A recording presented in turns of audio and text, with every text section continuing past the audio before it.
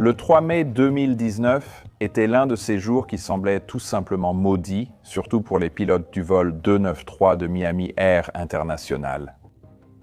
Miami Air était une compagnie aérienne charter qui exploitait une flotte de Boeing 737 pour des groupes comme des équipes sportives ou des événements d'entreprise, ainsi que pour l'armée américaine qui les avait engagés pour effectuer des vols réguliers vers la base navale américaine de Guantanamo Bay, à Cuba.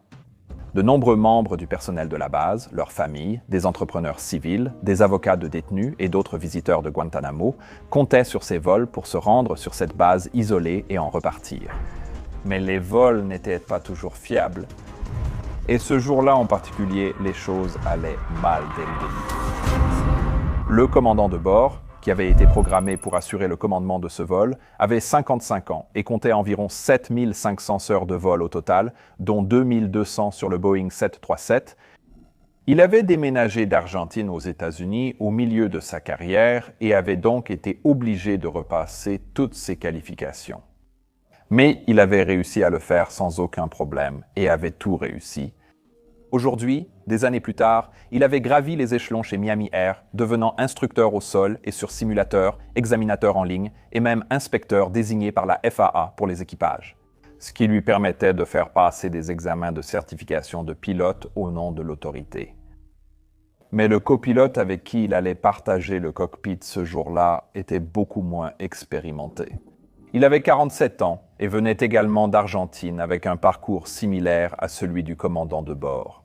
Et le même nombre d'heures de vol au total, environ 7500. Mais il avait passé la majeure partie de sa carrière à piloter de petits avions et à travailler comme instructeur de vol indépendant avant d'être finalement embauché par Miami Air. Et le jour de ce vol, il n'avait accumulé que 18 heures d'expérience sur le Boeing 737, qui était également le premier avion à réaction qu'il ait jamais piloté. En fait, il était tellement nouveau qu'il était encore en train de suivre sa formation initiale en exploitation, ou IOE. C'est pourquoi le commandant de bord, dans son rôle d'instructeur en ligne, était censé le superviser et évaluer ses performances. Les deux pilotes avaient alors commencé leur service le 3 mai, dans un hôtel à Jacksonville, en Floride. Là-bas, le commandant de bord s'est réveillé à 5 heures du matin, puis a retrouvé le copilote avant de se présenter au travail à la Naval Air Station Jacksonville. À l'heure pile, à 7h55 du matin, pour le vol à destination de Guantanamo, sur le tarmac. Ils ont ensuite retrouvé l'avion qu'ils allaient piloter ce jour-là, un Boeing 737-800, âgé de 18 ans, le plus ancien de la flotte de Miami Air. Le carnet technique ne montrait aucun problème majeur. Mais une fois à bord pour les vérifications, les pilotes ont vu le voyant de défaut de l'inverseur de poussée gauche allumé. Les inverseurs de poussée ralentissent l'avion à l'atterrissage ou après un décollage interrompu, mais ne sont généralement pas requis pour l'autorisation de départ. En réalité, nous ne les considérons souvent même pas pour calculer notre distance d'atterrissage. Et il est légal d'atterrir avec les deux inverseurs de poussée inopérants lorsque les conditions de piste sont bonnes ou meilleures. Néanmoins, le commandant de bord a demandé au mécanicien d'essayer de résoudre le problème, mais ce mécanicien n'a pas réussi à faire disparaître le voyant. L'équipage l'a donc simplement consigné dans le carnet technique et a déclaré que l'inverseur de poussée gauche était inopérant conformément à la liste minimale d'équipement, ou MEL. La MEL est un document qui donne aux pilotes américains des références sur les équipements qui peuvent être inopérants pour le vol.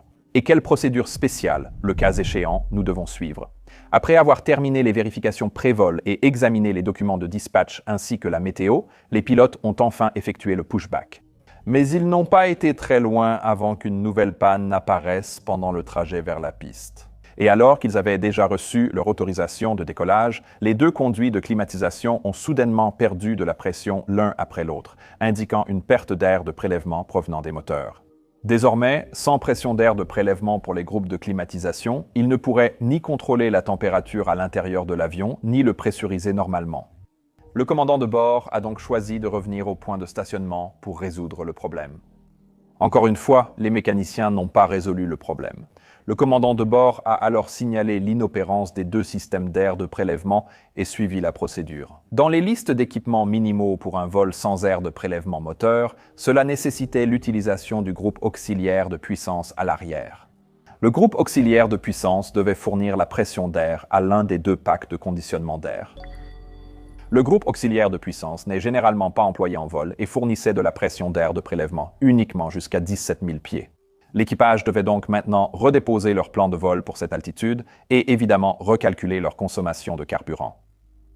De mon point de vue, l'idée qu'une compagnie aérienne autorise un vol passager par forte température sans prélèvement d'air fonctionnel me paraît un peu bancale. Mais apparemment, cela a été accepté dans ce cas. Mais ce n'était pas non plus le seul élément de cette histoire qui a soulevé des interrogations concernant Miami Air, du moins pour moi. Mais le rapport final n'a de toute façon pas vraiment abordé la culture de sécurité de la compagnie aérienne. Après avoir accompli toutes ces tâches, les pilotes ont finalement repris le trajet vers la piste et ont décollé sous la chaleur étouffante de la Floride, avec maintenant 4 heures de retard sur l'horaire. Le plan initial était de descendre à Guantanamo, d'embarquer les passagers, de les ramener à la base aéronavale de Jacksonville, puis de continuer jusqu'à Norfolk, en Virginie. Mais en raison de ce retard, la compagnie aérienne avait décidé d'annuler cette 3e étape. Mais même dans ce cas, effectuer le trajet de retour vers Jacksonville pousserait l'équipage à la limite de leur temps de service légal. Donc, avec tout cela en tête, ils ont effectué le vol jusqu'à la baie de Guantanamo, ont atterri à l'aérodrome de Leeward Point sans aucun problème, puis ont roulé jusqu'au parking. Après cela, tous les passagers arrivants ont débarqué et la plupart d'entre eux ont probablement allumé leur téléphone portable. Pour essayer de trouver un réseau Wi-Fi, ce que je pense que nous faisons tous de temps en temps, on utilise simplement n'importe quel réseau disponible sans penser aux risques potentiels, vous voyez? Si vous vous connectez à un réseau Wi-Fi public sans aucune précaution, n'importe qui sur ce réseau peut potentiellement voir ce que vous faites. Ils n'ont même pas besoin d'être des hackers expérimentés pour accéder à votre mot de passe, vos infos personnelles ou vos données bancaires. C'est pourquoi j'utilise le sponsor d'aujourd'hui NordVPN, et ce sur quoi je veux vraiment insister aujourd'hui, c'est leur fonctionnalité Threat Protection Pro. Elle fonctionne en permanence en arrière-plan, en analysant les sites web que vous visitez avant même qu'ils ne se chargent, et si elle détecte quelque chose de suspect, comme du code de phishing, des malwares ou des trackers, elle bloque simplement le chargement des sites. Cet algorithme, entraîné par l'expert cybersécurité de Nord, détecte rapidement de nouvelles arnaques de phishing. Et il bloque actuellement des dizaines de millions de menaces chaque mois. Mais au-delà de la sécurité, moi et surtout mes garçons adorons NordVPN car c'est le VPN le plus rapide au monde. Ce qui nous donne accès à tout ce dont nous avons besoin depuis chez nous, surtout lorsque nous voyageons. Alors pour l'essayer, scannez ce QR code ou rendez-vous sur nordvpn.com/pilot pour obtenir 4 mois supplémentaires gratuits lorsque vous souscrivez à leur offre de 2 ans.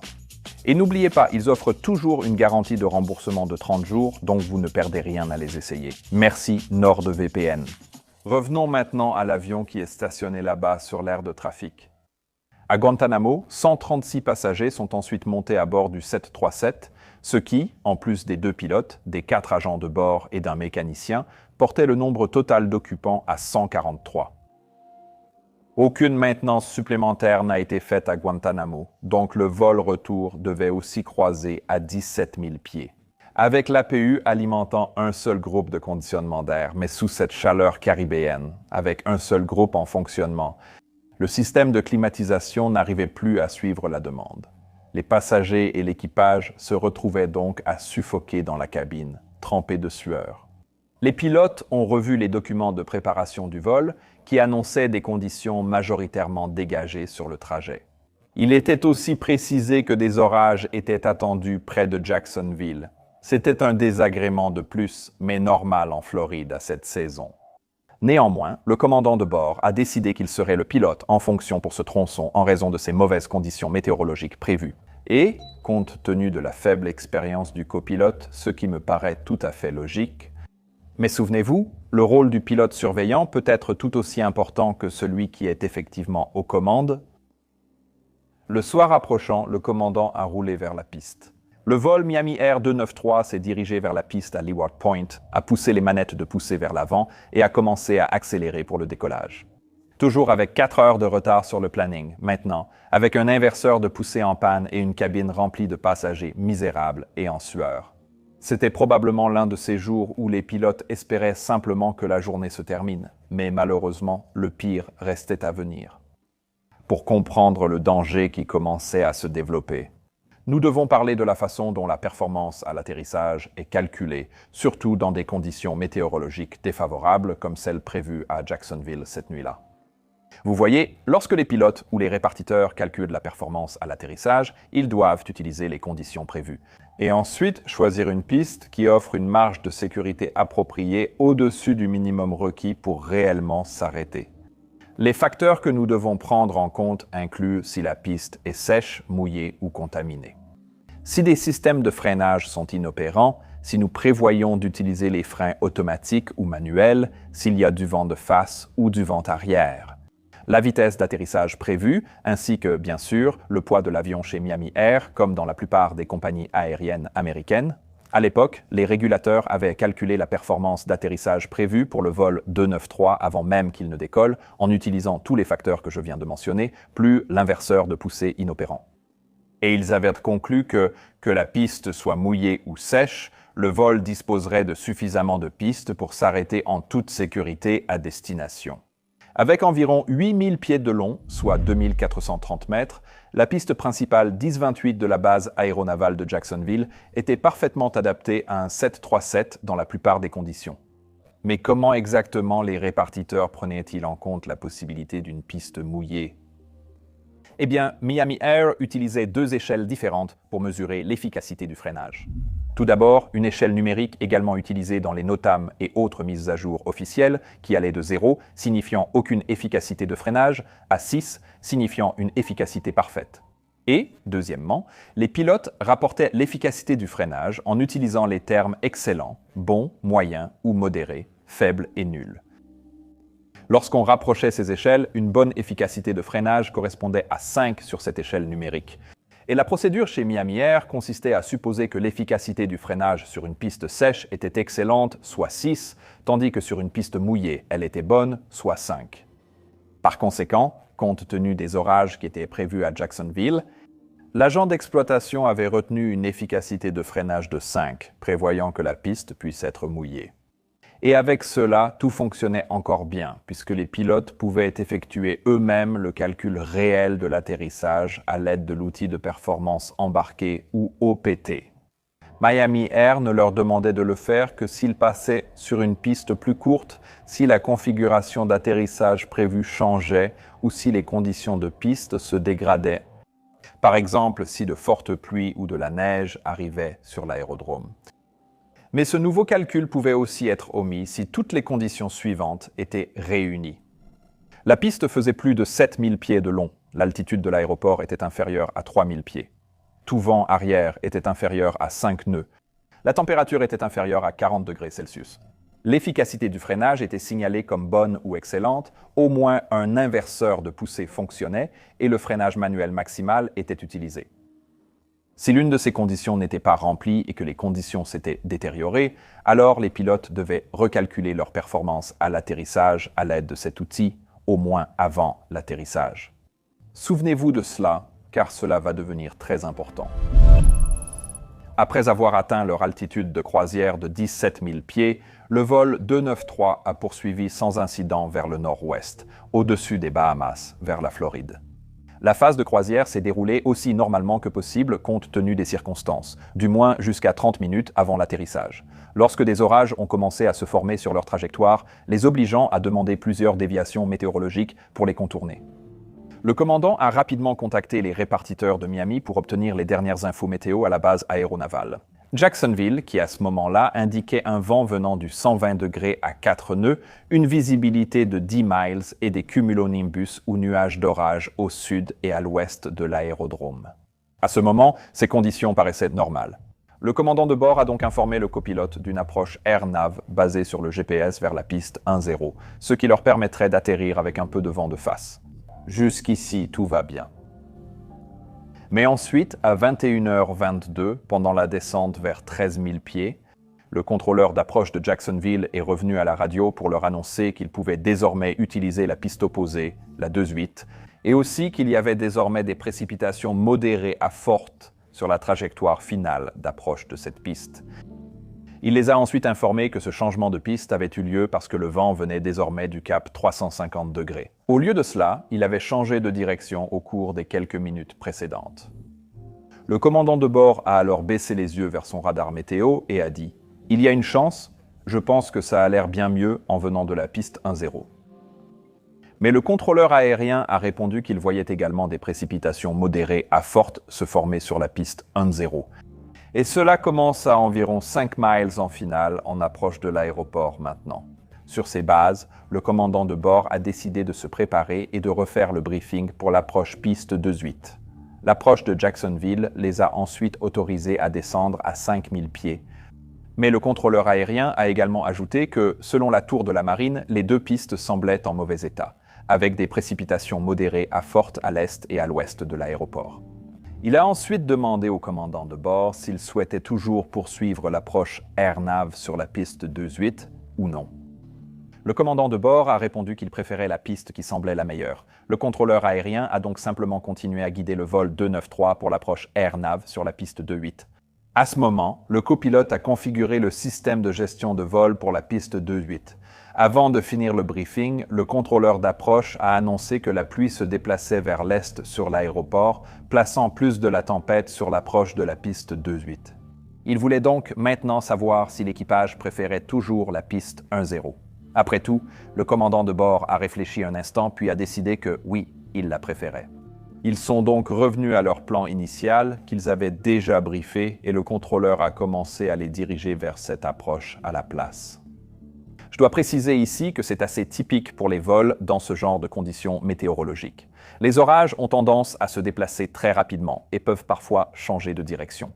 Nous, les pilotes, devons donc toujours rester flexibles et réagir aux conditions réelles. Et cela peut signifier refaire le briefing et se préparer à différentes approches plusieurs fois, ce qui augmente la fatigue et peut parfois entraîner une certaine confusion sur le contenu du dernier briefing.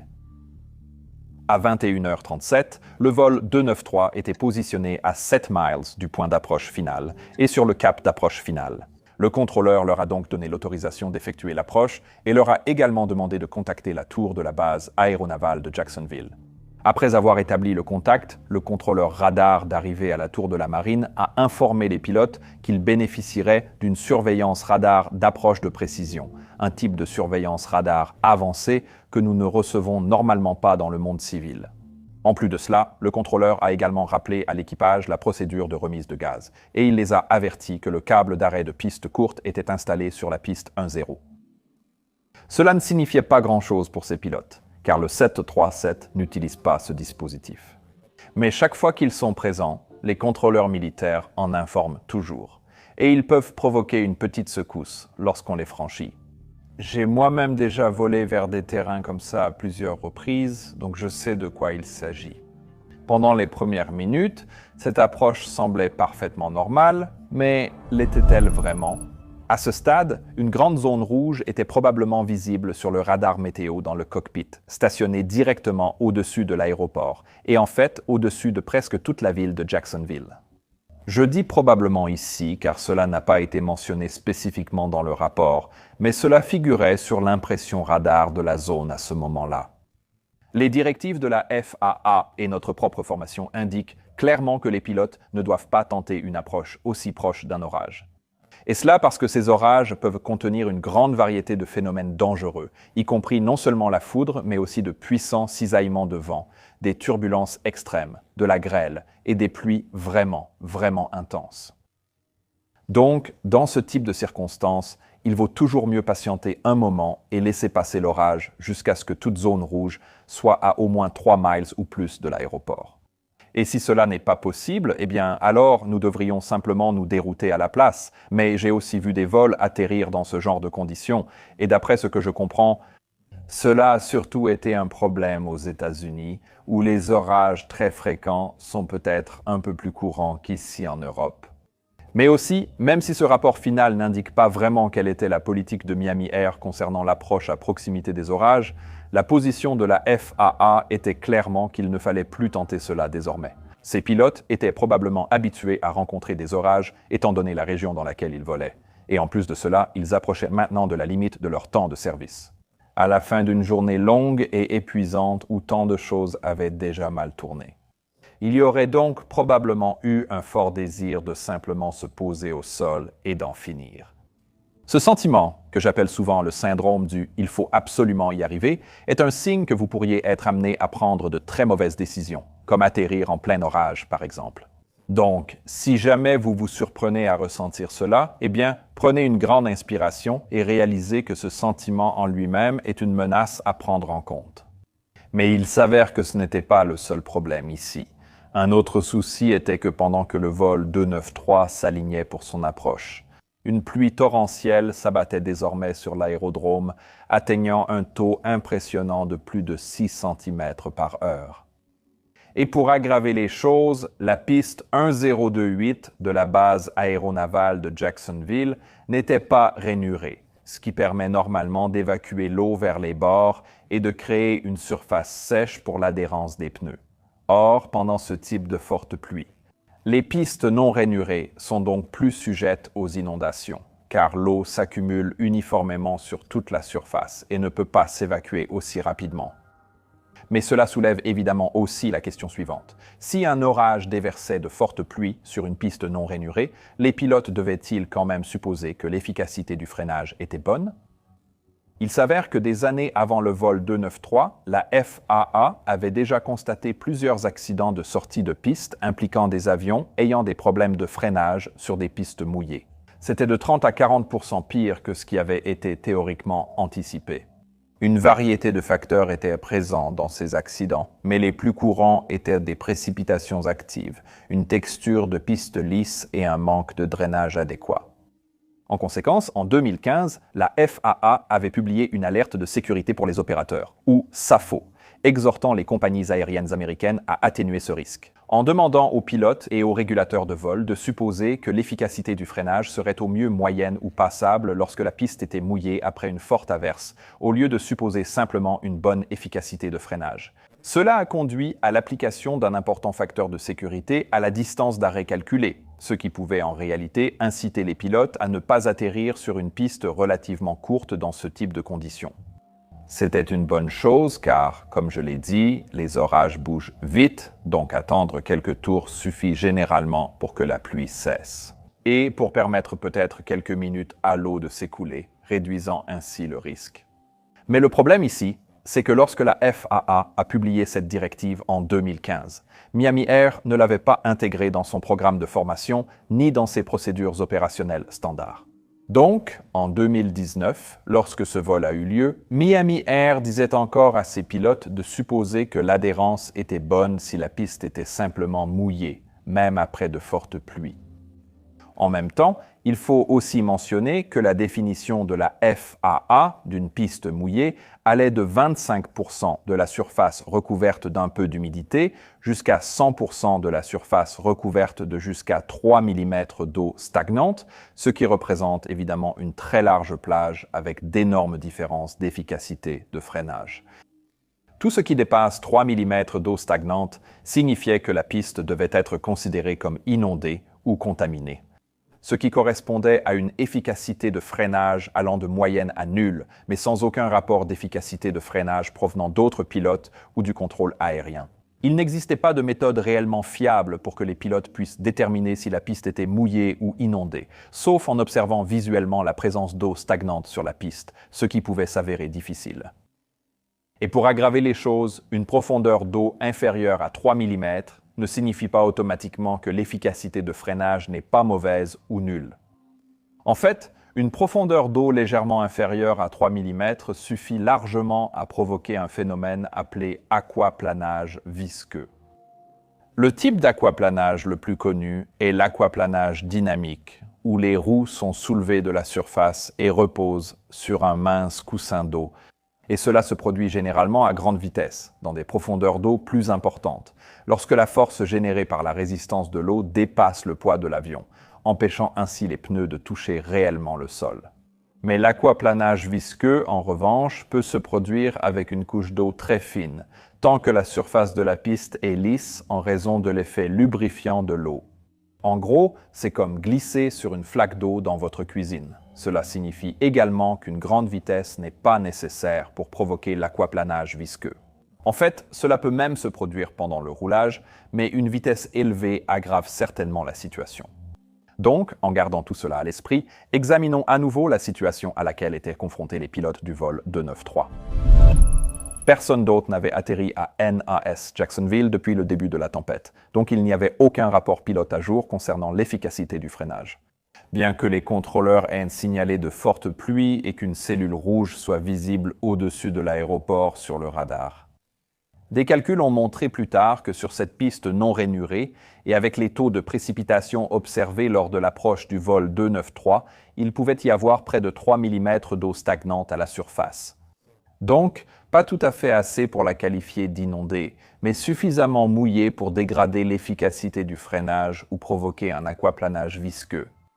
À ce moment, si les pilotes avaient recalculé la distance d'atterrissage avec la recommandation de l'EASA pour une piste en état moyen, la marge de sécurité aurait été insuffisante pour un atterrissage sûr. Avec les procédures standards de Miami Air, cela aurait continué.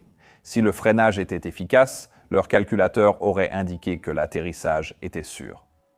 Pour être clair, les pilotes devaient effectivement recalculer la performance d'atterrissage car les conditions s'étaient nettement détériorées depuis les premiers calculs du régulateur. Et les pilotes avaient indiqué lors de leur briefing qu'ils utiliseraient uniquement le réglage standard de l'autobrake et non le freinage manuel maximal. Et cela n'avait aucun sens dans ce type de conditions météorologiques. En plus de cela, à 21h39, la tour de la marine les a informés que le vent avait de nouveau changé de direction. Il venait maintenant du 240 degrés à 10 nœuds, leur donnant une composante de vent arrière de 7 nœuds, ce qui dépassait le seuil de 5 nœuds et nécessitait un nouveau calcul des performances à l'atterrissage. Mais malgré tout cela, ces pilotes n'ont jamais utilisé leur option pour recalculer leur distance d'atterrissage, ce qui était en violation des procédures opérationnelles standards de Miami Air. Mais aussi à cause des hypothèses trompeuses concernant l'efficacité du freinage que je viens de décrire. Même s'ils l'avaient fait, ils auraient quand même pensé qu'il était parfaitement sûr d'atterrir. Nous ne savons pas exactement pourquoi ils ont sauté cette vérification, mais il est très probable qu'ils étaient habitués à atterrir dans ce genre de conditions sans aucun problème. Quoi qu'il en soit, ce que nous savons maintenant avec le recul, c'est qu'avec presque 3 mm d'eau stagnante sur cette piste non rainurée, les conditions étaient réunies pour un hydroplanage visqueux. Et l'efficacité réelle du freinage était probablement mauvaise, ce que les pilotes ne pouvaient pas savoir. Mais c'est aussi précisément pour cette raison qu'on ne devrait pas faire d'approche pendant des orages. On ne sait jamais vraiment ce qu'ils peuvent nous réserver. Le vol 293 était donc en route vers une catastrophe potentielle, mais il restait encore une dernière occasion d'éviter l'atterrissage si les pilotes la saisissaient lors de l'approche finale à seulement quelques minutes de l'atterrissage. Le vol 293 a maintenant été transféré au contrôleur radar final pour la dernière phase de l'approche. Le nouveau contrôleur a indiqué à l'équipage de sortir le train d'atterrissage. C'est un message standard pour une approche de précision militaire surveillée par radar, mais ce n'est pas quelque chose que l'on entend habituellement dans le monde civil. Le train d'atterrissage n'était pas encore sorti, alors le copilote l'a rapidement abaissé et a accusé réception de l'instruction. Ensuite, le contrôleur aérien a autorisé le vol 293 à atterrir. Mais moins d'une minute plus tard, le contrôleur avertit que, d'après son radar, ils étaient bien au-dessus de la pente de descente normale de 3 degrés et que les feux PAPI, ou indicateurs de trajectoire d'approche de précision, à côté de la piste, auraient également montré aux pilotes 4 feux blancs, indiquant qu'ils étaient effectivement beaucoup trop hauts. Le rapport final n'explique pas pourquoi ils étaient aussi hauts, mais cela était très probablement dû à une combinaison de l'extension tardive des dispositifs à forte traînée et de la composante de vent arrière. Dans cette compagnie aérienne, selon le concept d'approche stabilisée, une approche aux instruments devait être stabilisée à une hauteur de 1000 pieds, ce qui signifiait que l'avion devait être sur le plan de descente aligné avec la piste. Entièrement configuré pour l'atterrissage, avec un taux de descente ne dépassant pas 1000 pieds par minute et avec seulement des actions minimales sur les commandes nécessaires pour se poser dans la zone de toucher des roues. Si l'un de ces critères n'était pas respecté, alors une remise des gaz devait être effectuée. À ce moment-là, le vol 293 était encore un peu éloigné de cette porte de stabilisation des 1000 pieds et il n'était qu'à un demi-degré au-dessus du plan de descente. Avec un taux de descente de 1062 pieds par minute et une vitesse de 158 nœuds, soit 5 nœuds au-dessus de la vitesse d'approche calculée de 153 nœuds. Donc ce n'était pas si mal. Mais après qu'on leur ait dit qu'ils étaient trop hauts, le commandant a désactivé le pilote automatique et augmenté la descente à 1400 pieds par minute pour rejoindre la trajectoire par le dessus. Pendant ce temps, le copilote a essayé de terminer la lecture de la checklist d'atterrissage annonçant aérofrein armé, train d'atterrissage, sortie 3 verts et volet 30. Mais il n'a jamais déplacé ni vérifié que la manette des aérofreins était réellement en position armée. C'est ce qu'on appelle réciter la checklist, c'est-à-dire lorsqu'un pilote lit simplement la checklist sans réellement vérifier quoi que ce soit. C'est très courant dans les situations de forte charge de travail et surtout chez les pilotes inexpérimentés, ce qui était le cas ici. Rappelez-vous, ce n'était que le deuxième jour du copilote après sa formation de base, et le commandant de bord aurait dû le savoir et donc ralentir le rythme ou tout vérifier minutieusement. Mais comme il pilotait maintenant l'avion en manuel et essayait de corriger le trajet, il a lui aussi manqué cette omission. Peut-être que vous commencez à voir les trous du fromage suisse commencer à s'aligner ici maintenant.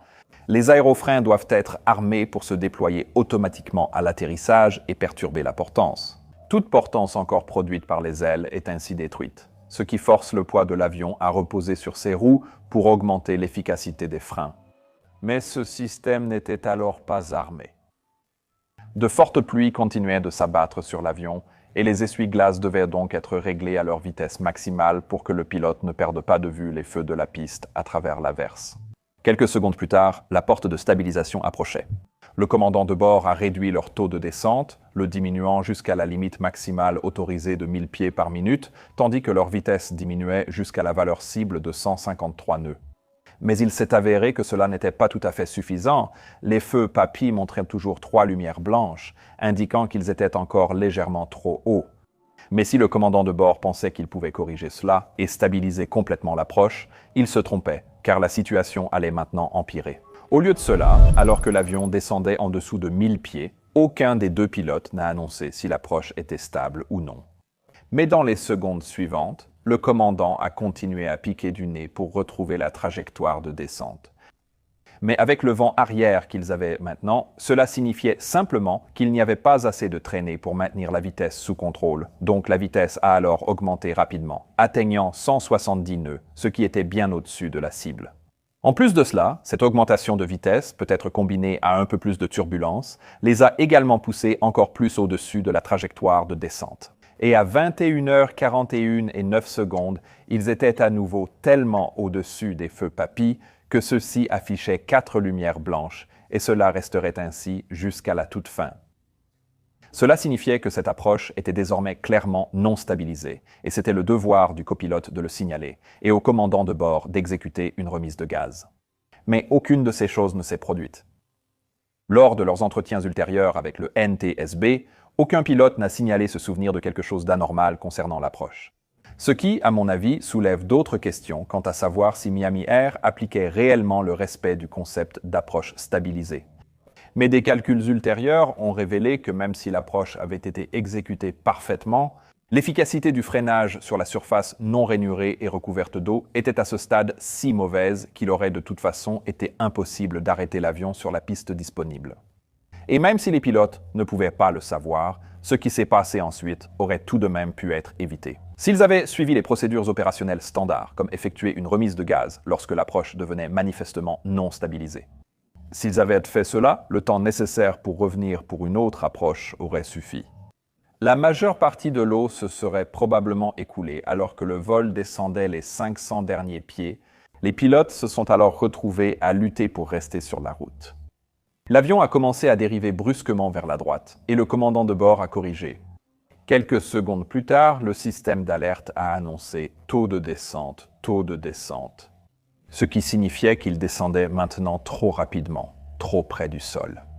Mais au lieu de remettre les gaz face à cette indication évidente que la situation se détériorait, le commandant de bord a simplement dit « je m'en occupe » et a continué à corriger. Quelques instants plus tard, ils ont franchi le seuil de piste à 120 pieds, soit plus du double de la normale. La valeur descendait également rapidement, avec une vitesse de 170 nœuds, soit 17 nœuds de trop, et en plus avec environ 10 nœuds de vent arrière supplémentaires.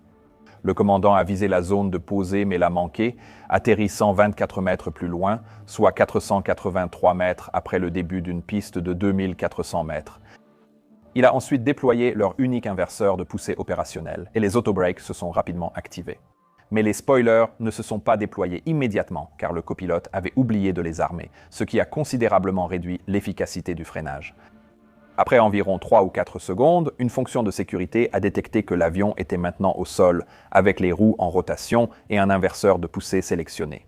Les spoilers n'étant pas déployés, le système les a alors automatiquement sortis. Mais à une vitesse sol de 180 nœuds, un avion parcourt une longue distance en 3 à 4 secondes. À ce moment-là, le capitaine remarqua également qu'il ne ralentissait pas et commença à appliquer le freinage manuel maximal, mais, à son horreur, cela semblait n'avoir presque aucun effet. En réalité, l'avion était maintenant en train de subir un aquaplanage visqueux, glissant sur la piste glissante, avec ses pneus à peine en contact avec la piste.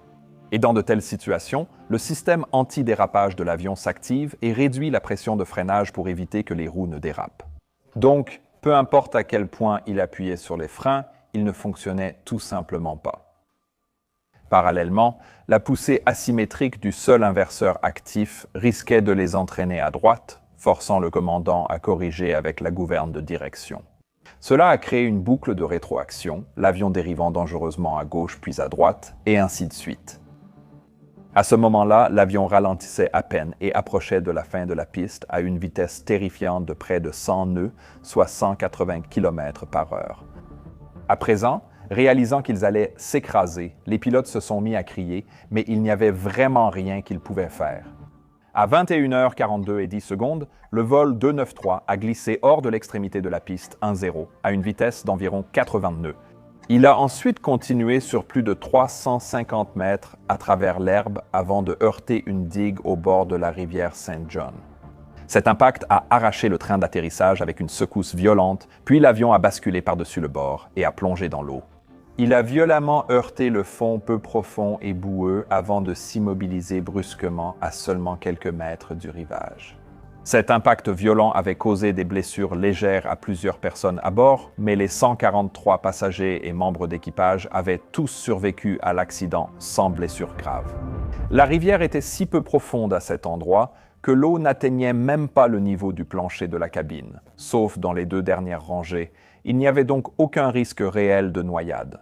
Les agents de bord ont immédiatement pris le commandement de l'évacuation et les passagers ont débarqué de manière ordonnée.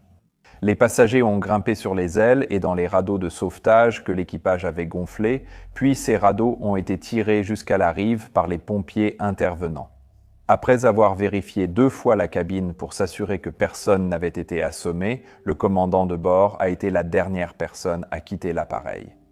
Et au final, seules quelques blessures légères ont été recensées durant toute cette épreuve. Mais tragiquement, plusieurs animaux de compagnie transportés dans la soute à bagages se sont noyés lorsque le ventre de l'avion a été submergé par la rivière, malgré les tentatives de certains membres d'équipage et des premiers intervenants pour les sauver. Dans les mois qui ont suivi l'accident, la FAA a publié un nouveau SAFO, remplaçant le précédent, exhortant les exploitants à supposer que la piste serait non seulement mouillée, mais également contaminée en cas de forte pluie sur une piste rainurée ou en cas de pluie modérée à forte sur une piste non rainurée. Le NTSB a finalement conclu que la cause de l'accident était une perte extrême de friction de freinage due à de fortes pluies et à la profondeur de l'eau sur la piste non rainurée, ce qui a entraîné un hydroplanage visqueux. Ils ont également noté que les actions de l'équipage de conduite n'étaient ni la cause ni un facteur contributif. L'accident aurait tout de même pu être évité si les pilotes avaient suivi leurs procédures opérationnelles standards et interrompu l'approche instable. En plus de cela, ils ont ajouté que l'omission d'armer les spoilers, la vitesse élevée lors de l'approche et l'atterrissage long ont augmenté la vitesse de l'avion lorsqu'il a quitté la piste et ont ainsi contribué à la gravité de l'accident. De nombreuses erreurs étaient sans doute liées à la culture opérationnelle de Miami Air. Et pour cette raison, la compagnie aérienne a établi une longue liste de changements opérationnels et liés à la formation afin de mieux guider les équipages et de leur faire respecter les conditions défavorables de piste. Malheureusement, cependant, seulement 1 an après cet accident, Miami Air a cessé ses activités en raison des effets de la pandémie du Covid-19. Mais même s'ils ne sont plus là pour mettre en œuvre les leçons, ceci reste un accident important à retenir, car les sorties de piste sont l'un des seuls types d'accidents qui deviennent en réalité de plus en plus fréquents aujourd'hui. Et l'ambiguïté concernant des éléments comme l'efficacité de freinage attendue et la performance d'atterrissage anticipée, ainsi que la poursuite d'approches non stabilisées, contribuent toutes à ce problème. J'espère vraiment que cette vidéo vous a plu et que vous vous êtes abonné à la chaîne pour ne pas manquer la prochaine, et j'espère aussi que vous l'avez remarqué. Nous avons mis à jour notre boutique merch avec de tout nouveaux designs, notamment ces superbes affiches d'aéroport. Découvrez-les dès maintenant. Si votre aéroport préféré manque, dites-le nous. Nous pourrions l'ajouter à la prochaine série. Je suis Peter Hörnfeld et vous regardez Mentour Pilot. Passez une journée absolument fantastique et on se retrouve la prochaine fois. Au revoir.